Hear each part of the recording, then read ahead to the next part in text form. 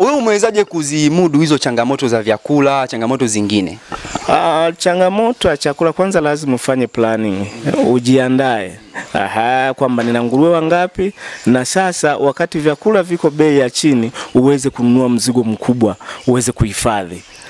Utakuwa lisha taratibu. Lakini kama hukufanya maandalizi, bei inapokuwa kubwa, unapata changamoto zaidi. Unaweza ukashtukia sasa unaanza kuwalisha kwa vipimo ambavyo si sahihi. Kwa hiyo na washauri waanze ufugaji, lakini wasiende kujaribu. Unajua wakati mwingine sisi wafugaji, mtu anaamua kitu, anasema anataka kufuga, lakini haja plani vizuri, hajajiandaa. Unaona, anaenda mguu mmoja ndani, mwingine nje.